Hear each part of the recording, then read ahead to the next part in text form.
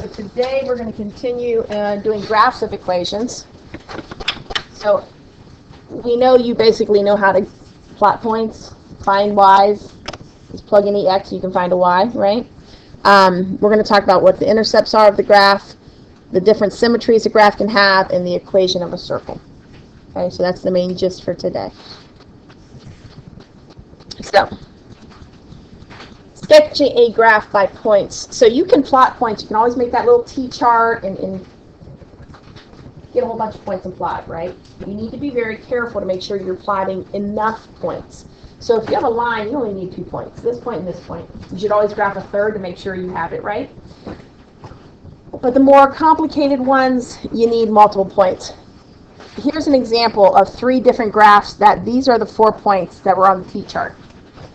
So you can see that you can make a lot of different graphs, thank you, with the same 4 points. So you need to make sure you're graphing enough or know enough about the function you're graphing that you have the good set of points to graph. Okay? So we're just going to go ahead and make a table and plot some points on the next example. Just be very careful. So here we go.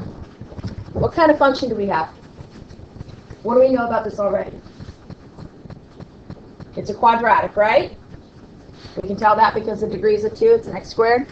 And this, what do you know about the graph just looking at it? It's a quadratic, so I know the shape looks like this. What else do you know looking at that equation? It's negative, so it's opening down, right? Can you just look at that in that standard form and tell me what the y-intercept is? 1, right? That c value is the y-intercept. So we know some things about this already. So we kind of know it's going to look something somewhere in there like that. So let's get some points and plot it. Don't go too crazy. Let's go small. Let's say -2 for the x. So if I plug -2 in,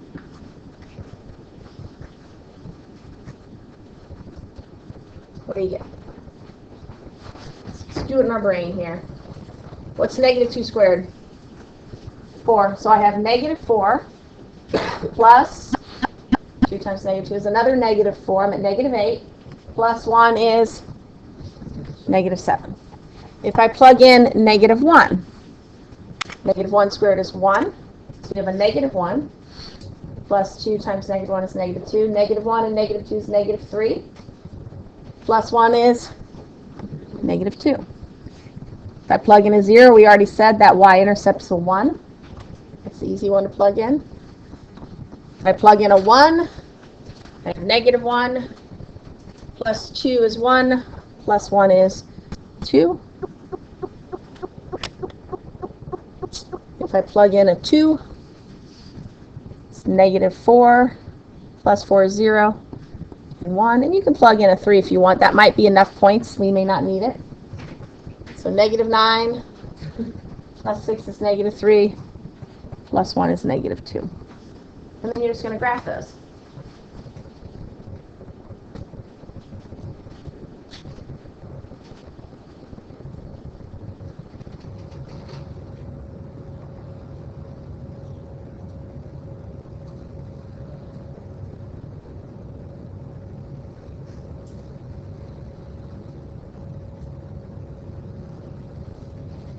And you know that it's going to continue down and it's not going to go back up because it's a quadratic. So knowing a little bit about the graph knows I've got enough points there. Okay. All right, and again, if you're looking at your chart, anywhere with an x is 0, this is the y-intercept. If you have y's that are 0, which we don't have here, those would be x-intercepts. Okay. So that's the definition of intercepts when the other variable is 0. Okay. We're good?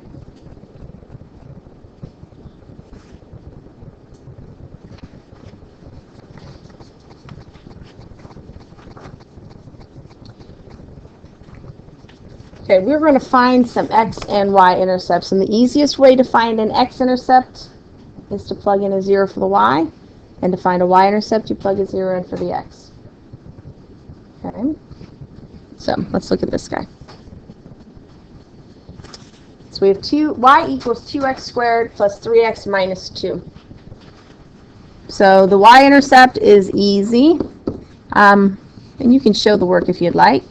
You're plugging a 0 in for the x. Well, when it's in standard form like this, it's always that guy, because the x's are just going to cancel. So -2 is our y-intercept. Easy. Now, to find the x-intercepts, you're going to plug a 0 in for the y.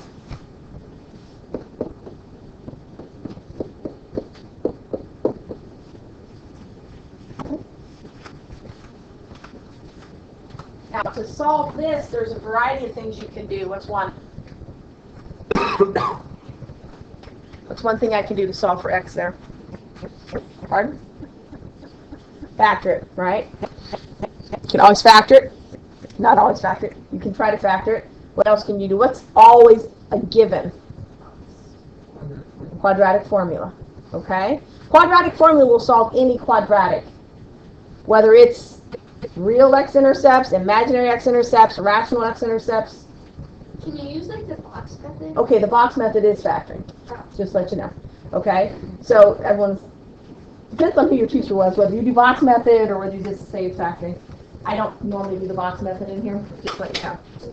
We'll just unfoil it. But the third way is to grab with your calculator, which is not going to be a way we're going to use for a lot of things. But let's do the factoring first. So if I was going to factor this, just try and unfoil it. What do you have to get a 2x squared? 2x and an x, right? And that's it. That's the only possibilities. And then to get a 2 for the last term, it would have to be a 1 and a 2 again.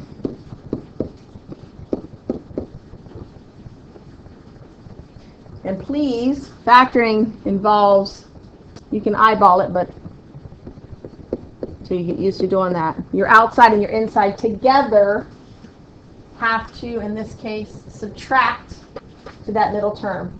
So how can a 4 and a 1 subtract to 3? It would have to be a 4 and a minus 1, yes? So that means this is where my plus is, and this is where my minus is. Okay? So I have them factored. You still have to set it equal to 0. So each of these factors, set it equal to 0. And your x is equal to 1/2 in that case. And in this case, x equals -2. Now, just because I don't do the box method does not mean you can't do the box method. I don't care if you do the box method or put it in groups of 4 and do a grouping method or just factor it, unfoil it. All right? Whatever way you factor, you do you and I'll do me. It's okay. All right?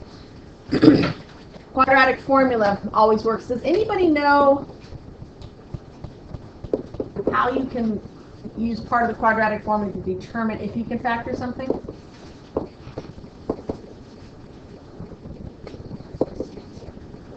Anybody?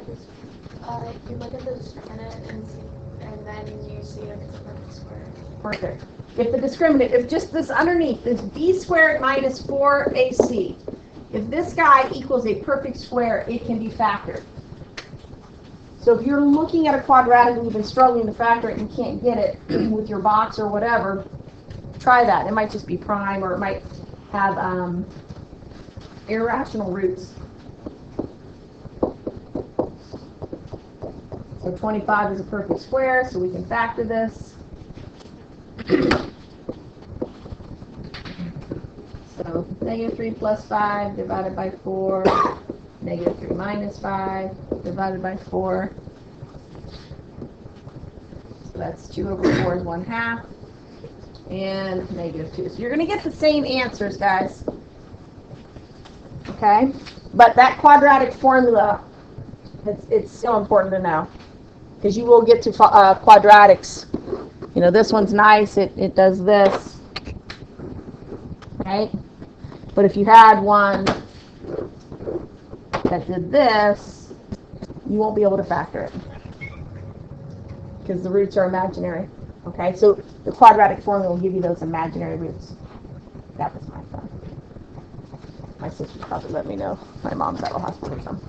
Okay, we good? All right. So quadratic formula, important. Factoring also hugely important. So if that's a weakness of yours, you might want to practice. Okay. Symmetry. So there's three types of symmetry here. We have symmetric with the x-axis, symmetric with the y-axis, symmetric with the origin. Right? So right here is symmetric with the y-axis. It folds, has a nice little reflection along the y-axis. So for every x and negative x, you're going to have the same y.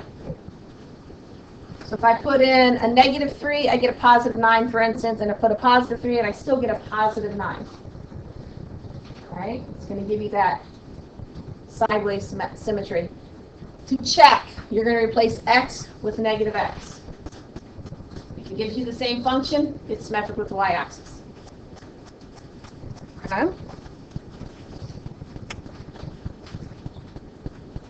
So to check for the y-axis, you replace x with negative x.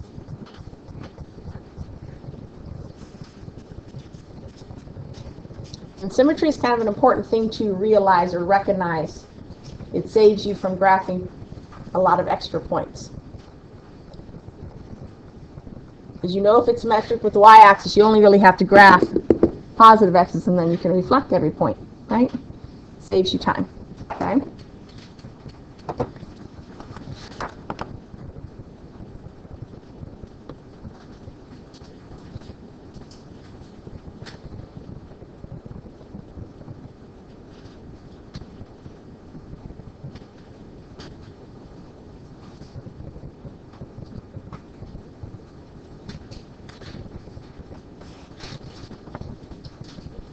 Good.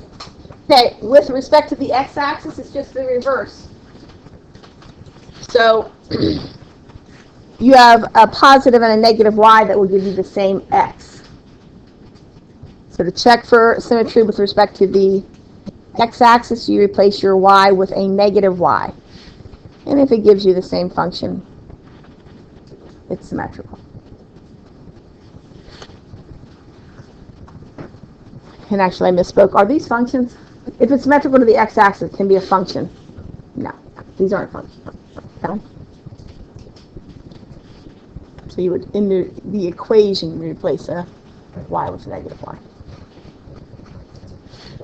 Okay, these will not pass a vertical line test.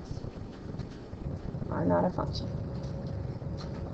All right? And then last, if it's respect to the origin, it's going to rotate 180 degrees. If you take this little guy and you put him around, it's the same graph. Same exact graph. Okay? So you're going to replace both x and y with a negative x and a negative y if it gives you the same function. It's symmetric with respect to the origin.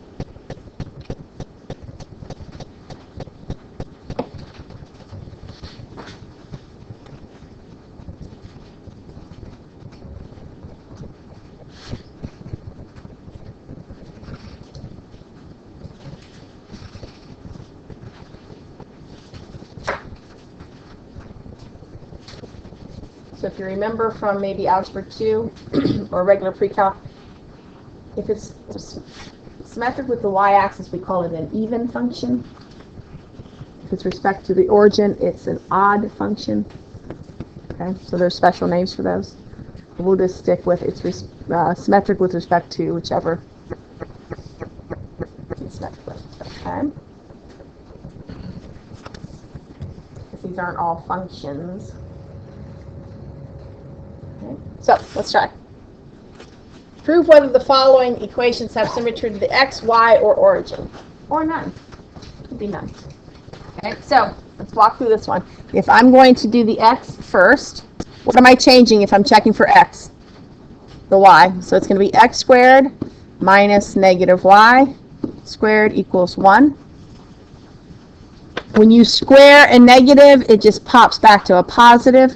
Be careful, that does not change this middle sign. This minus is minus. Okay, this negative is what gets changed with the square. So that looks to be the same, so that is a yes. It's it's symmetric with respect to the x-axis. All right. And we're going to try the y. But now we're going to change the x to a negative x.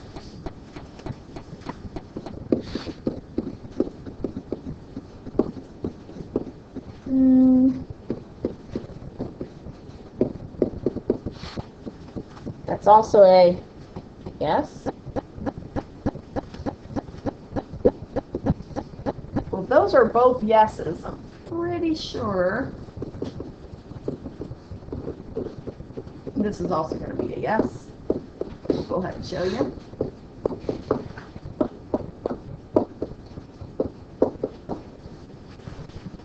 Okay. So all three of them are yeses. Does anyone recognize this function from last year? Or not this function, but this graph? It's a circle. Close. It's so close to being a circle, but it's not. It's a conic. It's a hyperbola. It's a hyperbola because there's a minus. If that was a plus, it would be a circle. Okay? So if you picture what this looks like, let's make it look like what we did last year. So you're going over the square root of 1, left and right. You're going up the square root of 1, left to right. Remember, you kind of did a box. And then you did little asymptotes. Then the x came first, so it's opening this way. So if you're looking here at this, is that symmetric to the y? Does it fold like this? Yes. Does it fold like this? Yes. If I spin it around, yes. Okay. All right. Try this one. Take a minute. Check with your rule. Okay. So when you see even exponents, it's going to pop it back to an eraser. If you see odd exponents, it's going to keep that negative and change the function. Okay. So we go back to this example. Maybe. Over here, you had, they were all even exponents. Everything's going to stay the same. Right? In this one here, we had a negative that popped to the original, and this negative did not, but it changed to this guy. It changed to a positive. Just got to take your time. All right? Okay, try one more. See how you do. When you look at it with respect to the x, all those odd exponents with the x's are going to pop to opposites, right? So that's going to be a no. When you do it with respect, I completely lied. So the y is negative. You're going to have to distribute the negative to the other side. That's why everything changed to the right side. With respect to the y, when you put in those negative x's, the odd exponents are going to pop them and change them. So both of those are just not. The origin, though, those negative exponents are going to change these negatives and pop them to opposites, but then this negative with the y is going to change them back. Okay, so that's why it's a yes for the origin. Good, we can do that. Bless you, that's the work we need to see. Okay, don't just say yes, no, yes, whatever. Be able to show that, because you're proving it. The word prove means show me. All right. We good? Yes, ma'am. I'm sorry, say it again. This one? Yeah, is it because, So basically, when you have a negative with the y, this step here, we're dividing by a negative 1.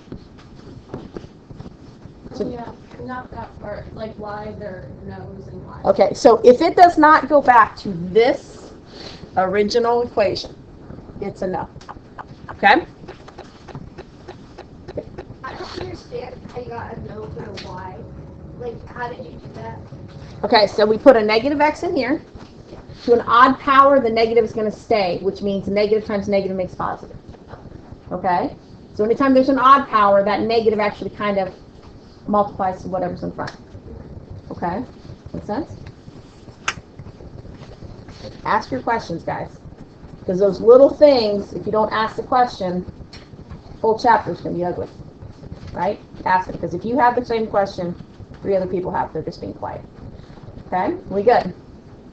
All right. Circle equation. You might remember this. This was from, I don't know when you first saw it, maybe geometry, maybe algebra, maybe pre-algebra. But it is quantity x minus h squared plus y minus k squared equals the radius squared. The h and the k is the center points. Notice they're subtracted in the equation, so they're opposite. Okay? And then the r is the radius, so that would be kind of what this would look like. So if I said the radius is 2, 5, I'm sorry, the center is 2, 5, and the radius is 8. If I were writing this equation, it would be x minus 2 squared plus y minus 5 squared equals 64. Okay, so do you remember that from some class that you took? Okay. This probably rings at 15, right? Yeah. We've only got one more slide. Okay. Okay. All right. So if I'm looking here, what is the center? Positive 2, right? And a negative 1. And the radius is 6. So I could graph that by hand. 1, 2, 3, 4, 5, 6. To the left. To the right. Up and down. And I could sketch this ugly looking circle. All right? If you want to do it with your calculator, which we sometimes will, in order to graph with the calculator, you have to solve for y, because your calculator is put in function mode. Is a circle a function? No, it's not. But we're going to graph it with our function calculator anyway. I'm kind of buzzing through this, guys, because we're short on time. You're getting the y by itself, so we're going to move this x parenthesis to the right side. We're going to take the square root. Remember, when you take the square root, it is plus minus.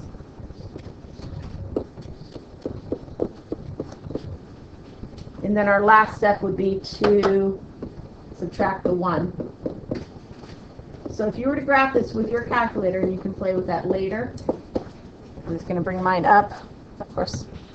You have to graph 2 pieces, the positive square root, and then minus 1, and the negative square root, and then minus 1. So your equations, you'll have 2 of them. You see that? So the one's going to graph the upper and then the lower. So you have 2 separate functions that are going together to give you that circle. Okay?